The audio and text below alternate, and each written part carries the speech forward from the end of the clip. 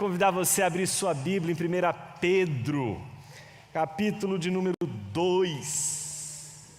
Nós voltamos à série de 1 Pedro que começou no ano passado e tratamos da primeira parte dedicada à questão teológica e hoje, desde a semana passada, hoje e daqui para o final, trataremos das questões éticas, da vida do cristão no mundo, a resposta que a Bíblia dá para os cristãos quando eles perguntam: como viveremos?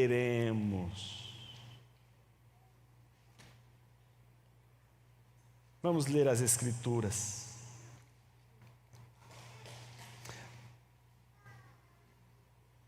A partir do versículo de número 13 do capítulo de número 2, até o versículo de número 17. Diz assim a palavra de Deus: sujeitai-vos a toda a autoridade humana por causa do Senhor. Seja o rei como soberano, seja os governantes como por ele enviados, para punir os praticantes do mal e honrar os que fazem o bem. Pois a vontade de Deus é que, fazendo o bem, caleis a ignorância dos insensatos. Já que sois livres, não useis a liberdade como pretexto para o mal, mas vivei como servos de Deus. Honrai a todos, amai os irmãos, temei a Deus, honrai ao Rei. Oremos. Senhor Deus, fale conosco através de Tua palavra e que ela ilumine a nossa mente para que a gente, sob a luz também do Teu Espírito, possamos enxergar melhor o mundo que nós vivemos e podermos assim glorificar Teu nome, trazendo mais glória a Teu Filho Jesus. E é no nome dEle que oramos. Amém. No nosso último sermão nós vimos que o universo não é dualista, mas nós vimos que o universo é dual, de que o universo não é uma briga de dois iguais do bem contra o mal, como se Deus e Satanás fossem duas divindades opostas e que brigam entre si, ora um vence, ora o outro perde. Nós vimos que a soberania de Deus é a marca e o fim de todos os dualismos. Não existem dualismos onde há Deus. Ele governa todas as coisas, Ele é todo poderoso, Ele é soberano e governa tudo. Mas o mundo é dual. Dizer que o mundo é dual é dizer que o mundo tem luz e trevas, bem e mal, Senhor e servo, anjos bons e anjos maus, Criador e criatura. Isso significa que existe o Senhor sobre todas as coisas, mas entre as coisas existem as tensões, existem as dualidades, e temos que lidar com elas. Temos que lidar com dualidades o tempo todo. Lidamos com essas dualidades o tempo todo. E a tentação é lidar com essas dualidades com a mente dualista, com a mente maniqueísta, a mente que mais fez com que Agostinho, depois da sua conversão, combatesse, porque viu no maniqueísmo esse dualismo, essas duas forças que ficam brigando entre si, como se uma fosse poderosa e pudesse vencer a outra, e esse poder pudesse ser intercambiável. Isso tudo, ele falou, é o que mais estraga a visão de mundo dos cristãos. E aí que Agostinho traz para toda a sua contribuição para a cristandade, a sua reflexão sobre a providência divina. Meus irmãos, se existe algo que hoje me assombra, não é só entre cristãos, sejam eles católicos, evangélicos, reformados, sejam quais forem os ramos do cristianismo espalhados pela terra, é o completo esquecimento da doutrina da providência divina em questões políticas, o que revela o quanto nós cristãos estamos chafurdando numa lama de pensamentos secularizados. Não lidamos mais com um mundo em que o Senhor é Deus. E nós que deveríamos lidar com o mundo, sabendo que Ele é Senhor de todas as coisas, esquecemos da providência de Deus e discutimos política no Twitter, no Facebook, no Instagram, na família. Jesus amado. A gente briga, a gente só falta arrancar o cabelo do outro, às vezes arrancar o nosso próprio cabelo, por questões políticas. E temos as mais diversas ideias, os mais diversos argumentos, alguns deles mais plausíveis do que outros, é óbvio, mas outros que são extremamente poderosos do ponto de vista da ética, do ponto de vista da razão de ser das coisas para a prática do bem, para a prática das boas obras, mas fazemos tudo isso esquecendo Deus, a providência divina passa largo em nossa reflexão, passa largo em nosso pensamento, esquecemos. Se você pega, por exemplo, um teólogo, seja ele Agostinho, seja um Mateus de Aquasparta, seja um Anselmo, seja um Tomás de Aquino, seja um Boaventura, seja um Lutero, seja um Calvino, seja um dos católicos, Francisco Soares, Pedro Molina, seja qual for esses teólogos, eles vão falar de política. A primeira coisa é a providência divina. Vai ler Altúcios dentro da nossa tradição reformada. Altúcios está o tempo todo dizendo: existe a providência divina. Começa-se um tratado de política falando da providência divina. Hoje conversamos sobre política à torto e à direito, baseado apenas na discussão de ideologias. Não passa pela nossa discussão mais a providência divina, ela passa largo, esquecida, é deixada de lado. Não tratamos mais da providência divina, porque estamos mergulhados na nossa incredulidade sem perceber. A incredulidade com relação ao fato de que este mundo é governado por Deus. Este mundo não é uma democracia. Rapidamente, para me livrar da afirmação que eu fiz, lembro a vocês a frase do Churchill: a democracia é a pior forma de governo, com exceção de todas as outras. Óbvio que a cidade dos homens hoje só pode ser governada com justiça pela democracia. Do jeito que está, ok. Mas nós não estamos falando da cidade dos homens, nós estamos falando de Deus, da cidade de Deus, das coisas de Deus e do povo de Deus. E para o povo de Deus, o universo é uma monarquia e o rei é um só: Deus, seu Filho Jesus Cristo. Ele é o Senhor de tudo. Kuyper dizia: não há 1 centímetro quadrado da existência humana que Cristo Jesus não diga: é meu. Então todos os kuyperianos aí que não tratam da doutrina da providência de Deus, é tudo Nutella, não leu nenhum deles, e o pior de tudo, está esquecendo de ler a Bíblia, porque não se fala da soberania de Cristo Jesus em nenhuma hipótese preterindo a providência divina. Não se pode acreditar que Jesus é Senhor de tudo e esquecer a doutrina da providência. Obviamente você deve estar se perguntando: Jonas, o que é a providência? Essa é a nossa crise. A nossa crise é tão grande,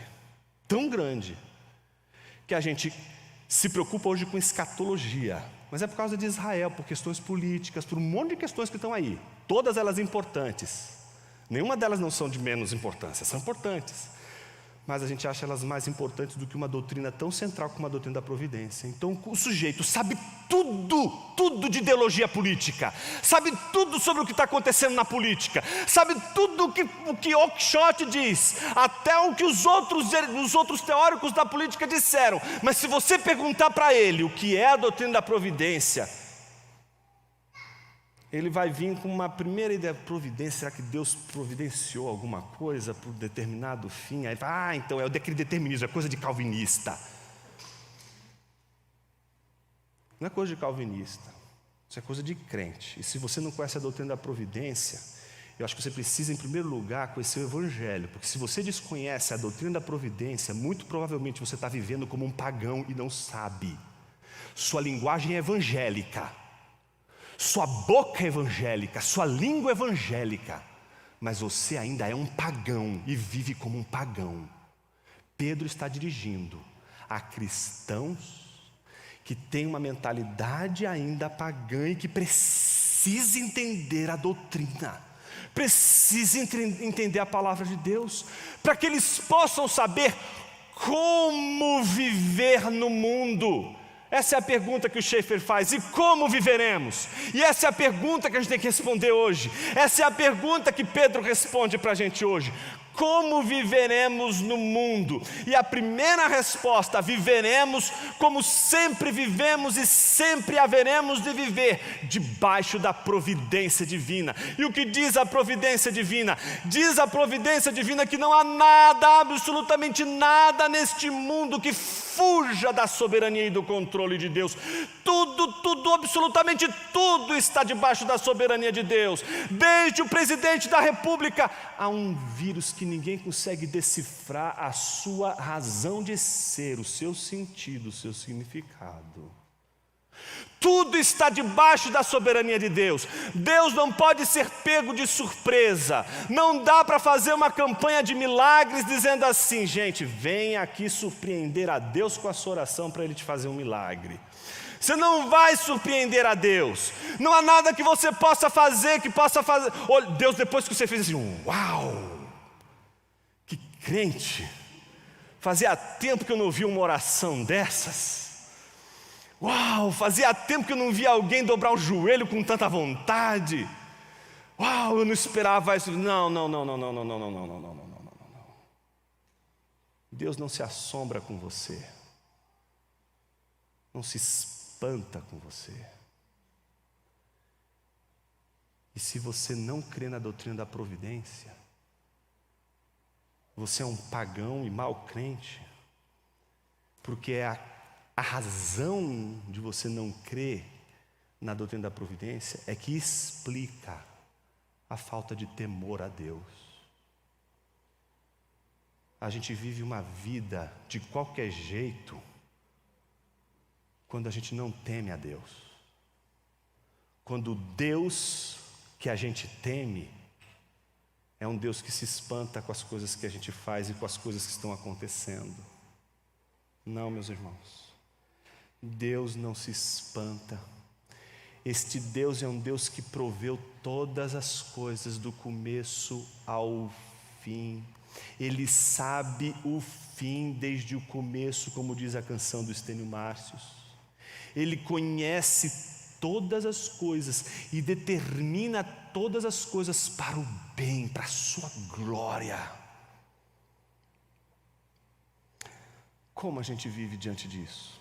Pedro nos diz 6 princípios e 4 imperativos para o testemunho dos cristãos diante das autoridades civis. Como vivemos quando as autoridades civis não reconhecem o senhorio de Deus? Quando as autoridades não reconhecem a providência divina? Como vivemos num mundo em que as autoridades não são cristãs, em que as autoridades não conhecem o Evangelho, em que as autoridades não são impactadas, ou não conhecem, ou não se submetem, ou pouco estão se lixando para a providência divina? Como os cristãos devem viver diante do testemunho que elas precisam dar às autoridades civis? São 6 os princípios. Primeiro princípio, versículo 13, parte A. A autoridade civil é uma criatura humana. Esse é o primeiro princípio. Você precisa saber disso.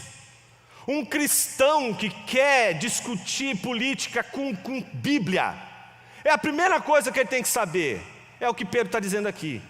Todas as autoridades, todas elas são criaturas humanas. Isso é o que está sendo dito aqui no grego. A gente vê, né? Sujeitai-vos a toda a autoridade romana. Eu tenho um problema aqui com essa tradução da autoridade. Algumas Bíblias vão traduzir como instituição, mas aqui é anthropinectisei, que pode e é sempre, quase sempre, melhor dizendo, traduzido pela Bíblia do Antigo Testamento em grego, por criatura humana.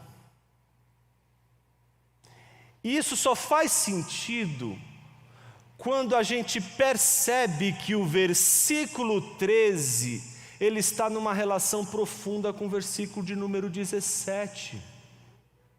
É aquilo que os estudiosos chamam de inclusio. Uma vez o Wittenberg perguntou para mim, né, Jonas, o que é uma inclusio? Eu li nos livros aí explicando para a leitura da Bíblia o que é inclusio. Eu não entendi o que é inclusio.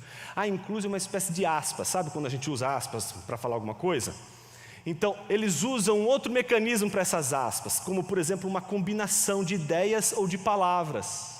Aqui o que torna esse trecho uma inclusio é exatamente o todos. Sujeitai-vos a toda criatura humana, e termina com honrai a todos. É sujeitar-se e honrar a todos, a todas as criaturas humanas. Então a primeira coisa que Pedro está dizendo, todas as criaturas humanas são, portanto, obra de Deus. Elas não são criadoras, elas não são Deus, elas não são divindades, elas não podem ser Senhor, elas não podem se assenhorar da sua vontade. Nenhum ser humano pode ser senhor do seu querer, nenhum ser humano pode ser senhor da sua vontade.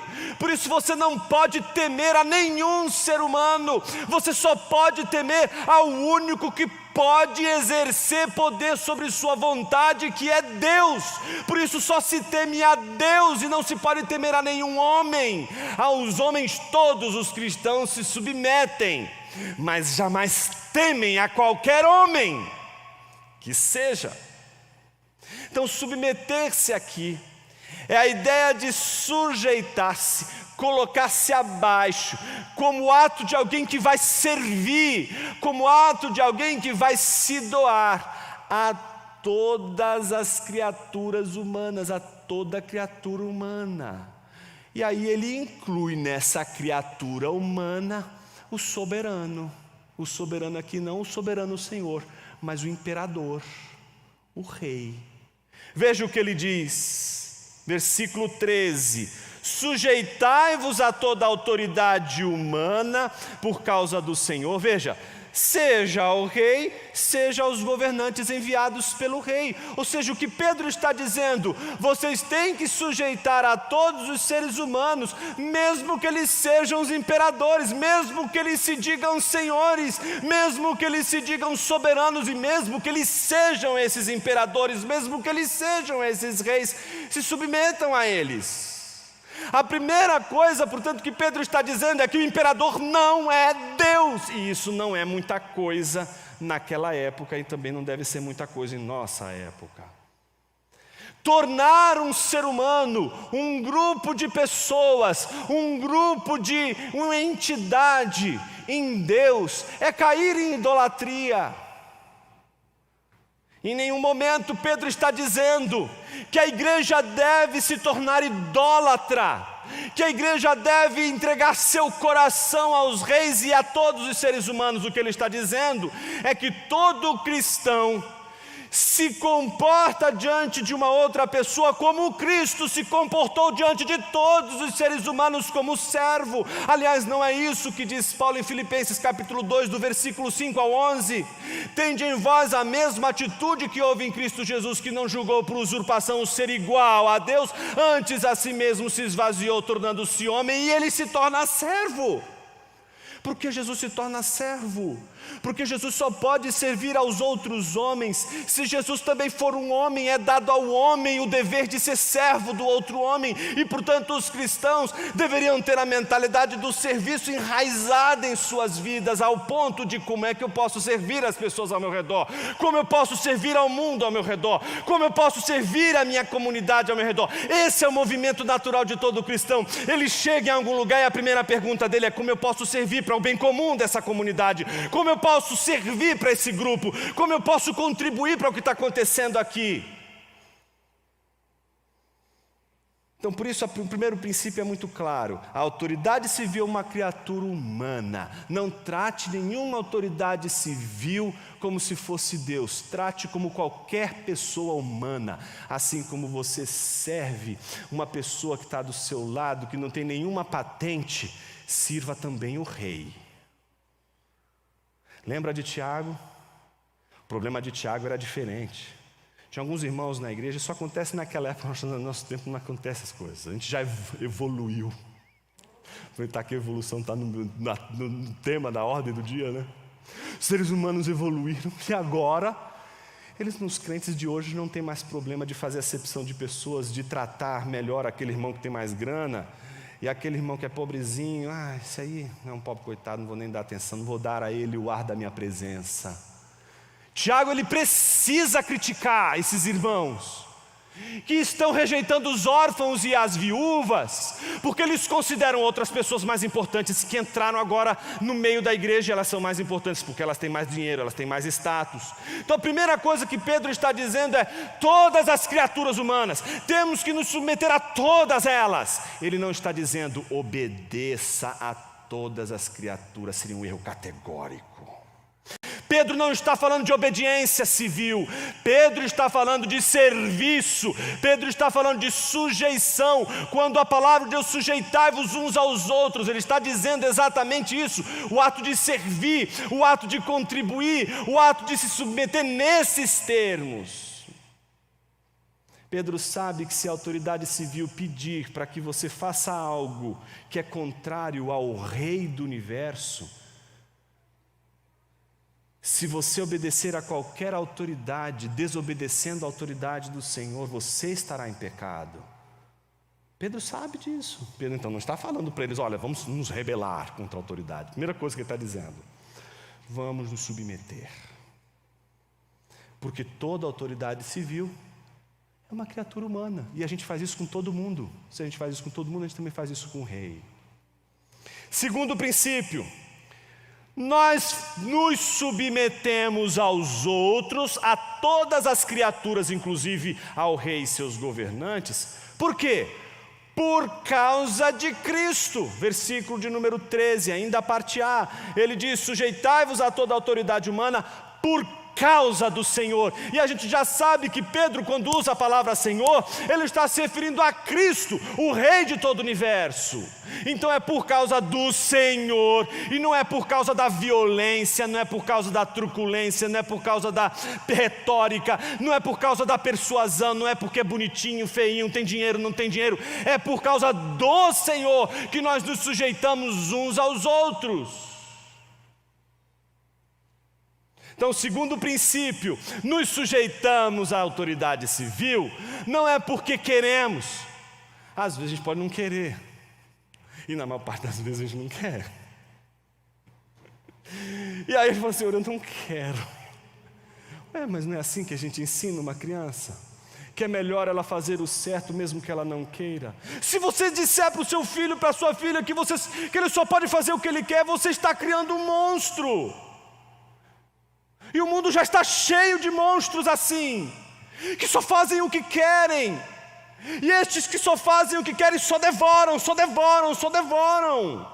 A comunidade do povo de Deus não é uma comunidade que devora, ela não é uma comunidade de gafanhotos, ela é uma comunidade doadora, ela é doadora por natureza, ela é doadora por natureza porque o seu Senhor é doador, porque o seu Senhor desde antes da criação do mundo é doador.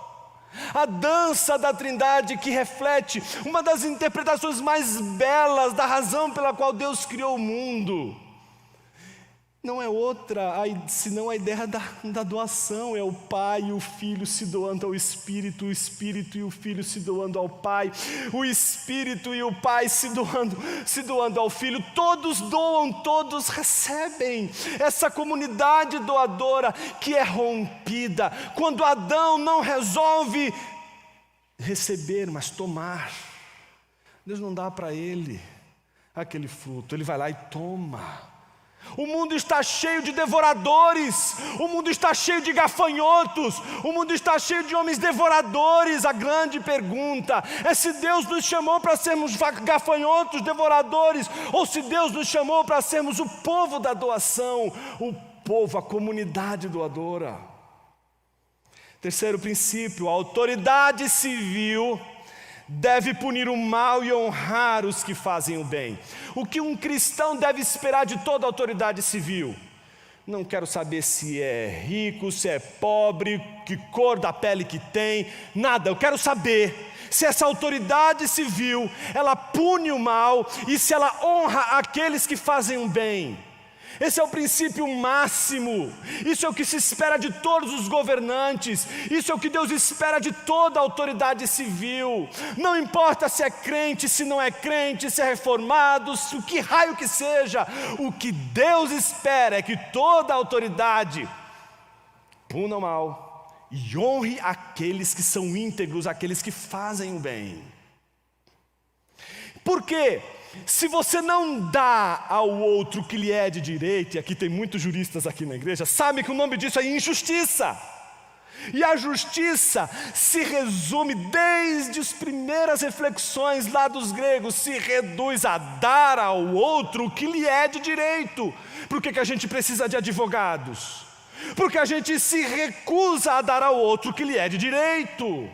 Então um cristão é aquele que honra as autoridades civis que punem o mal, que jamais vão facilitar nada que seja mal, nada que corrompa o gênero humano, nada que pratique a injustiça. Um cristão não pode assumir absolutamente nenhum posicionamento a favor de qualquer coisa que privilegie aquele que faz o mal, mas deve também buscar nas autoridades o incentivo a tudo aquilo que faz o bem.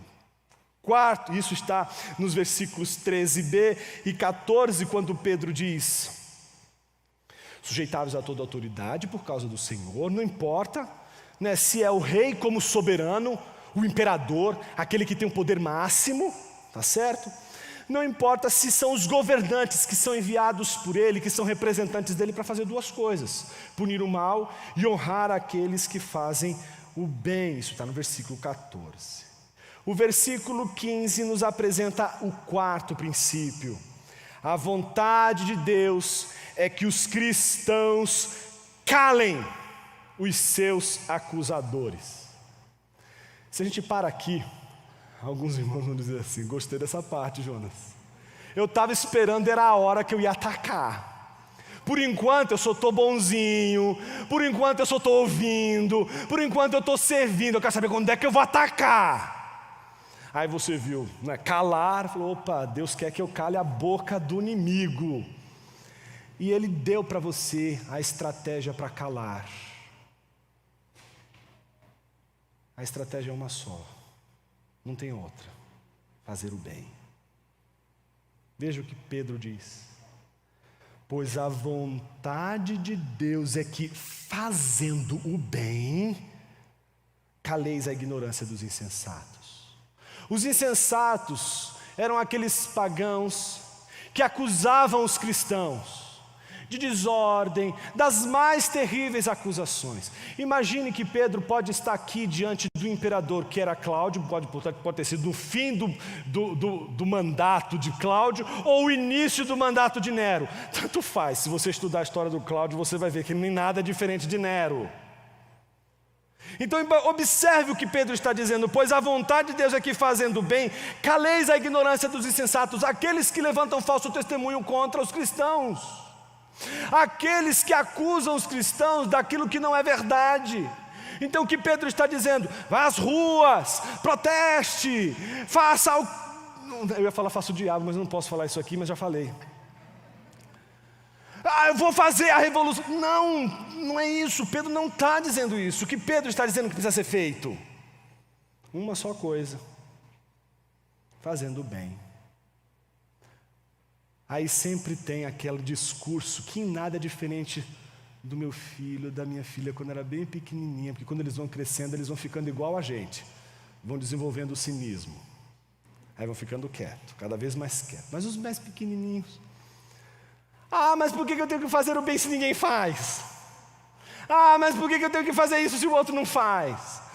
Mas por que eu tenho que fazer? Eu só tomo na cabeça, eu só tomo, eu preciso, quando é que eu vou ter vantagem nisso aqui? Eu não posso apanhar toda hora, eu tenho que ter uma solução para isso. Ele se sente injustiçado ao fazer o bem.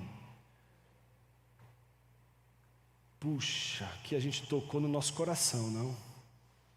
Se sentiu injustiçado ao fazer o bem. Por quê? Porque não foi reconhecido. Esse é o dever da autoridade, né?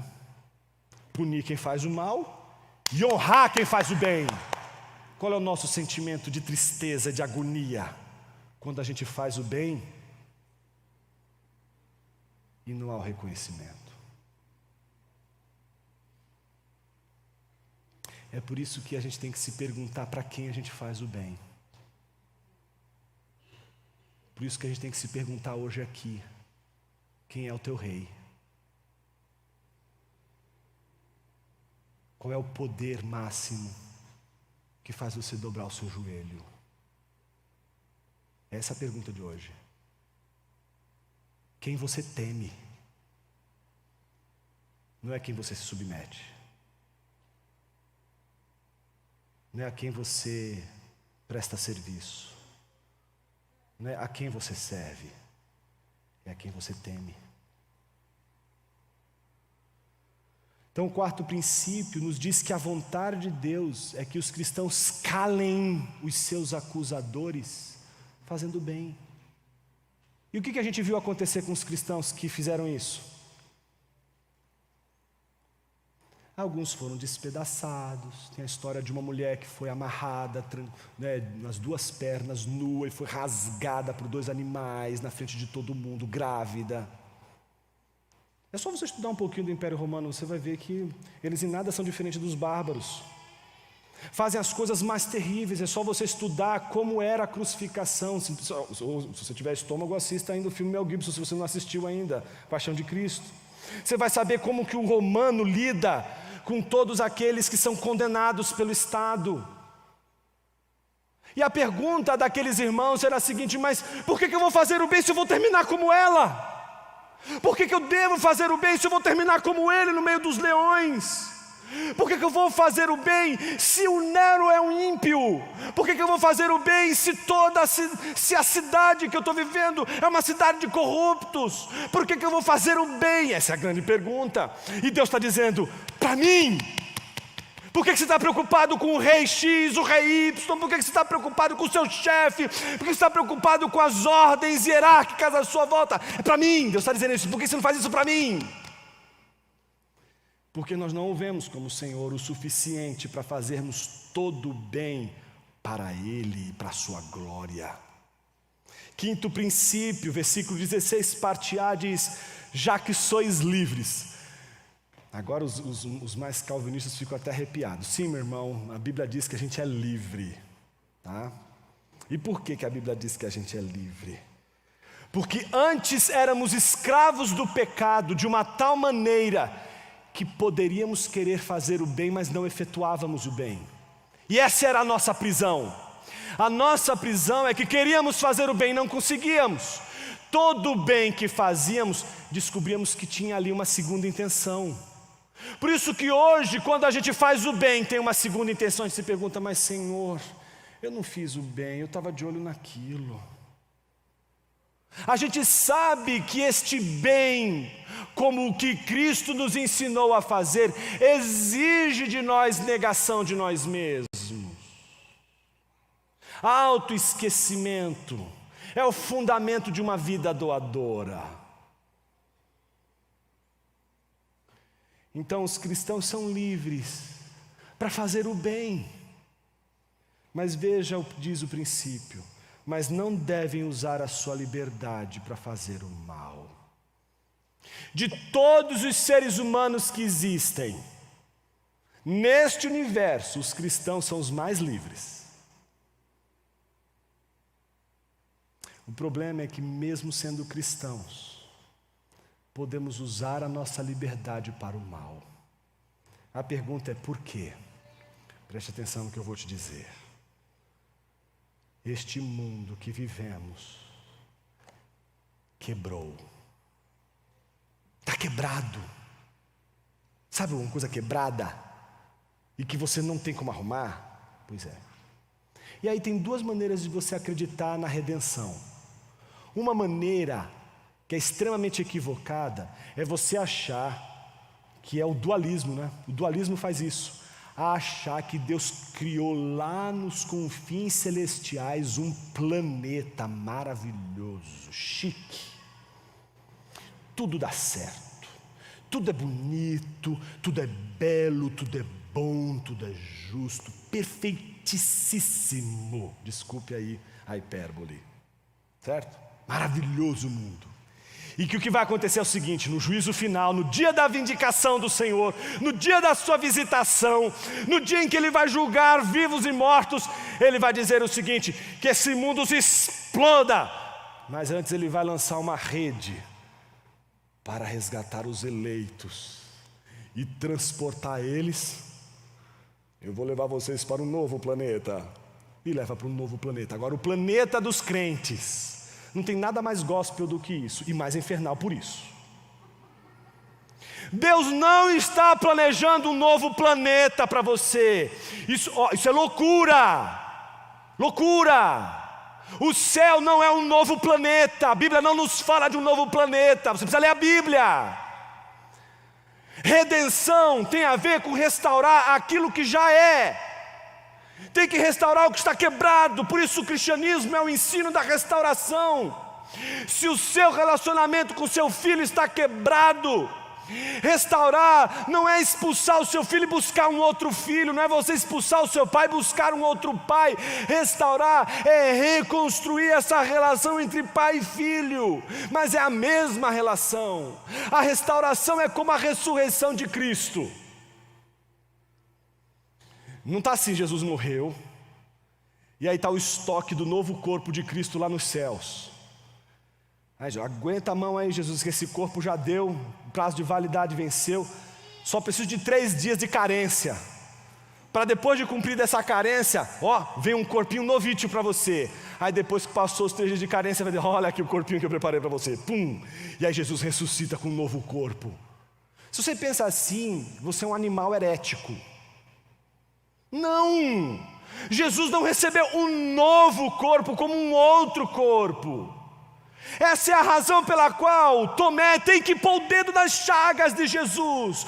Ele precisa ver e saber que é aquele corpo que foi ferido, é aquele corpo que foi machucado, é aquele corpo que foi transgredido, é aquele corpo que foi ferido que está sendo agora restaurado. É esse mundo ferido, é esse mundo machucado que Deus quer restaurar. É seu casamento ferido que Deus quer restaurar. É sua relação com seus filhos que Deus quer restaurar. Ele não quer te dar um novo casamento, não quer te dar uma nova família, não quer te dar um novo emprego, não quer te dar uma nova igreja, e tampouco quer te dar um novo mundo. Ele quer restaurar o mundo ferido, como Ele restaurou você, ferido pelo pecado, ferido pela maldição do pecado. Senão, meus irmãos, não temos uma novidade. A novidade do Evangelho não é outra senão essa: fazer novas todas as coisas. Não é levar você para um outro planeta, é fazer você descobrir o que Deus faz com uma ferida, o que Deus faz com aquilo que a gente quebra, o que Deus faz com aquilo que a gente destrói. Ele é como oleiro. Acho que vou fazer outro vaso, conforme me apraz. E volta a mexer, para fazer o vaso conforme Ele quer. Porque é isso que a providência nos ensina. Não do seu jeito, não a família do seu jeito, não a esposa e o esposo do seu jeito, não o chefe que você gostaria, não o empregado que você gostaria, não é o filho ou a filha que você gostaria, o esposo, seja lá o que for que você gostaria, mas o que Deus quer. Isso é o que tem que entrar na nossa mente como cristãos, que a partir do momento que Ele restaura a nossa vida e nos tornamos livres para acreditar agora em algo que não acreditávamos. Não somos responsáveis pela redenção do universo, não somos responsáveis pela redenção do mundo, não temos o poder de restaurar o mundo, é dele este poder. Porque nós somos parte deste mundo quebrado, nós somos parte da ferida, nós somos parte daquilo que precisa ser transformado. Ele não. Cristo não precisa ser transformado. Deus não precisa ser transformado, somos nós. Sexto e último princípio: os cristãos devem viver como servos de Deus. Olha que bonito esse princípio, versículo 16, a parte B. Já que sois livres, não useis a liberdade como pretexto para o mal, mas como a gente responde à pergunta, como viveremos?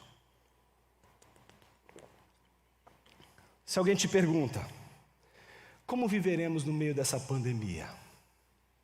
Como viveremos após a pandemia? Como viveremos diante dos descasos os mais diversos que podem acontecer no mundo da política? Como viveremos? Você só tem uma resposta, e a resposta está aqui. Mas vivei como servos de Deus. Eu havia dito para vocês que o mundo não é dualista, mas é dual. E uma das dualidades intransponíveis é a dualidade Senhor e servo. Não existe um meio. Tipo, Senhor, não tem um servo classe A, não tem um servo premium, um servo VIP. Não tem. Mas o pastor não seria um servo VIP? Não. Ninguém é VIP? Não. Aliás, essa é a nossa briga há 500 anos, não é isso? Não existe uma mediação entre servos e senhores, não existe uma igreja que nos representa. Nós somos a igreja, nós somos os servos, e não tem nada que a gente possa querer. Senhor, qual é o plano de carreira? Para você chegar até Senhor, você tem que matar tal gigante. Não, você não vai conseguir enfrentar aí os seus gigantes para poder um dia se tornar Senhor. Não tem, porque é dual. Ou você é servo, ou você é Senhor. Como você não pode ser Deus, você só pode ser servo. Se contente em saber que só Jesus pode ser servo e Senhor, porque só Jesus é homem e Deus. Como Pedro termina? Olha que coisa linda, com 4 imperativos. Depois de ele apresentar os 6 princípios, ele vai arrematar o argumento dele de uma maneira muito simples. Ele vai dizer, primeiro, versículo de número 17: honrai a todos. Se vocês prestaram atenção na oração do João Pedro, lá no final da oração dele, de repente ele diz que nós deveríamos honrar a todos e temer a Deus. Se eu pudesse resumir tudo que Pedro está ensinando para a igreja, é isso. Não devemos temer nenhum homem, absolutamente ninguém. Podemos honrar, e aqui honrar, preste atenção no que eu estou te dizendo, tem o peso do honra teu pai e tua mãe. Tem o peso do pecado que o filho pródigo cometeu por não ter honrado o pai. Quando ele está lá chafurdando na lama, lembrando de tudo que ele fez e que ele quebrou tudo, que está tudo destruído, ele: Pai, pequei contra os céus. Por que pequei contra os céus? Desonrei meu pai, quebrei o mandamento, não honrei ao meu pai. Aqui o compromisso dos cristãos é o compromisso de honrar a todos. Por isso nenhum cristão tem a autoridade para escolher absolutamente ninguém. Nenhuma igreja pode escolher público algum. Nossa igreja não escolhe absolutamente um nicho do mercado para alcançar um determinado grupo. Não fazemos igrejas para surfistas, nem igreja para rico, nem igreja para pobre. Não fazemos igreja para mulheres e igreja para homens. Não fazemos igreja para crianças e para velhos. Fazemos igreja para todos, todos os seres humanos, sem exceção. Quem escolhe é Deus e não você. A igreja não tem o poder de escolher ninguém. Quem vai escolher é Deus, e é Ele que vai salvar, não é a igreja. A igreja não tem autoridade para escolher o público a quem ela vai pregar. Ela não tem autoridade para escolher a quem ela vai levar o evangelho. Ela vai levar o evangelho a quem quer que seja. Por isso, a honra é dada a todos, inclusive ao rei. Imagine eles ouvindo, inclusive a Nero, que eles odeiam, por ser mau, por ser perverso, por ser louco, por ser uma manifestação do Nabucodonosor em seus próprios dias, porque é demente, porque não consegue entender o que está acontecendo, porque está praticando a injustiça quando deveria praticar a justiça. O que a palavra de Deus está dizendo? Honrai a todos. E é isso que é difícil para a gente, porque a gente: Senhor, mas eu vou fazer o bem, mas por quê?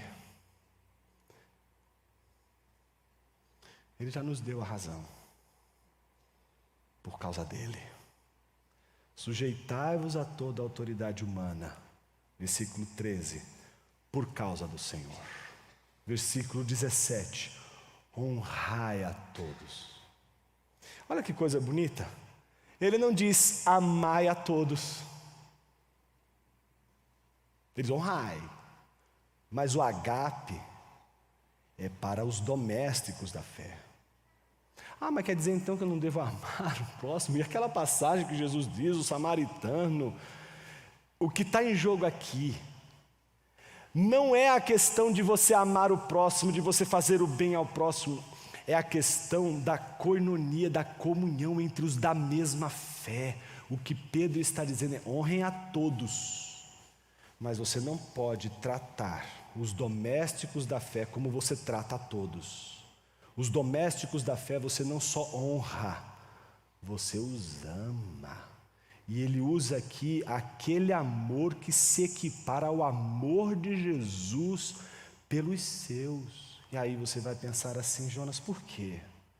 E se eu dissesse para você que a última conversa de Jesus com Pedro foi sobre esse amor? E se eu dissesse para você que Jesus está ali conversando com Pedro e ele olha para Pedro e diz assim: Pedro, tu me amas? E Pedro diz: Senhor, claro que eu te amo. Jesus olha para ele e diz: então cuida da igreja, apacenta o meu rebanho. Jesus dali a pouco repete: Pedro, tu me amas? Pedro diz: claro, Senhor, que eu te amo. E Jesus responde: então apacenta as minhas ovelhas. Na terceira vez Jesus diz: Pedro, tu me amas? E Pedro se entristece, mas responde: sim, Senhor, tu sabes que eu te amo. E Jesus diz: cuida das minhas ovelhas. Há uma discussão cavernosa, porque há um trocadilho que a gente não consegue pegar. Jesus está dizendo: tu me amas, agape. E Pedro está dizendo: sim, Senhor, eu te amo, filéu. Aí lá na frente, então apacenta as minhas ovelhas. Jesus pergunta: Pedro, tu me amas, agape? E o que Pedro vai responder? Sim, Senhor, eu te amo, filéu. Não é? Pedro, tu me amas? Aí Pedro, o que Jesus está dizendo? Pedro, tu me amas, filéu? A Bíblia diz que Pedro ficou triste. E aí Jesus responde para ele a mesma coisa: apacenta as minhas ovelhas. É muito interessante quando a gente observa Pedro sendo questionado por Jesus, porque o que está em jogo ali não é teologias do amor. Eu vou dizer como a gente poderia interpretar da melhor maneira possível aquela passagem. É como se Jesus estivesse dizendo a Pedro assim: Pedro, tu me amas como eu amei você e os nossos irmãos. Pedro, sim, Senhor, tu sabes que eu te amo, mas daquele jeito que o Senhor conhece, né? Não assim como o Senhor bem disse, mas assim, nos meus limites. Jesus olha para Pedro assim: apacenta as minhas ovelhas. Pedro, tu me amas como eu amei você e a igreja. Pedro diz: sim, Senhor, tu sabes que eu te amo, mas daquele jeito. Mas por que isso é maravilhoso? Isso é um crente convertido. Isso é crente de verdade. Tem gente que olha essa passagem e diz assim: Pedro, miserável. Aqui é a melhor hora da vida dele, gente. Essa é a apoteose da experiência ética de Pedro. É o momento brilhante dele. É o melhor momento da vida dele. Porque ele poderia fazer como ele fez antes. Quando Jesus diz: Pedro, tu me amas? Ele diz: sim, Senhor, tu sabes que eu te amo. Se for preciso, eu vou dar minha vida pelo Senhor. Jesus disse: você vai me negar daqui a 3 vezes, porque você está dizendo essa coisa toda, você está fazendo tanta promessa. Agora não. Agora é um Pedro que está dizendo: sim, Senhor, eu te amo, mas eu sei do que eu sou capaz de fazer. Eu sei que eu sou capaz de te trair. Eu sei que eu sou capaz de te negar. Eu sei que eu sou capaz de errar. Eu sei que eu sou capaz de falhar. Eu sei que esse amor exige um compromisso e eu não sei se eu vou conseguir dar conta desse compromisso. Observe que Pedro está dizendo: honrai a todos, mas amem-se a si mesmos, como Cristo amou vocês, como Cristo nos amou. Nós temos que honrar a todos, mas temos que dar a nossa vida pelos irmãos da nossa igreja, como o Cristo não somente deu a sua vida pelos seus, mas ensinou Pedro a cuidar e a amar esse rebanho. Terceiro, temei a Deus. Ele não disse para você temer o rei, ele não disse para você temer a igreja, ele não disse para você temer pastores, ele não disse para você temer denominações, ele não disse para você temer absolutamente nada, mas temer apenas a Deus. A sua vontade você só entrega a Deus, a mais ninguém a sua vontade pode ser entregue. Você não pode permitir que ninguém, absolutamente ninguém, domine sua vontade. Só quem pode controlar sua vontade, só quem pode dizer algo sobre a sua vontade, só quem pode influenciar na sua vontade é Deus e mais ninguém. Ninguém tem essa autoridade. Todas as vezes, não importa se é um cônjuge, não importa se é o chefe, não importa se é uma coisa inanimada como dinheiro, não importa o que seja, quando você entrega seu coração, você já não está mais nas mãos de Deus, você está na mão do dinheiro, você está nas mãos de um ídolo. Temam apenas a Deus. E ele conclui dizendo: olha que maravilha, olha o círculo. Um primeiro círculo: honrai, sujeitai-vos a todos, honrai a todos, e termina com: honrai o imperador, honrai o rei, honrai a César. Ele não está dizendo para amar a César, ele não está dizendo para temer a César, porque aqueles que temem ao Senhor sabem que Deus tem um poder que César não tem. E todas as vezes que você esquecer que Deus tem esse poder, você chamará Deus de tirano. O que é ser um tirano? Exercer um poder que não lhe pertence de forma legítima. Mas Deus, quando determina os rumos de todas as coisas, com a sua soberana e sábia providência, determina tudo e estabelece o governo e o controle de uma maneira que a gente não entende, com todas as tensões e dualidades que existem. E Ele faz isso legitimamente. Deus é onipotente de fato, por isso Ele pode exercer esse poder. Ele é criador de fato, por isso Ele pode exercer esse poder. Mas Nero não tem esse poder, porque ele não te criou. Governo nenhum te criou. Cidadão nenhum te criou. Nenhum ser humano de carne e osso tem este poder que só pertence a Deus. Por isso, se você tiver que temer, que você tema apenas a Deus, mas que o seu temor do Senhor não lhe impeça de honrar o Rei, como você e eu temos a obrigação de honrar a todos os seres humanos. Oremos.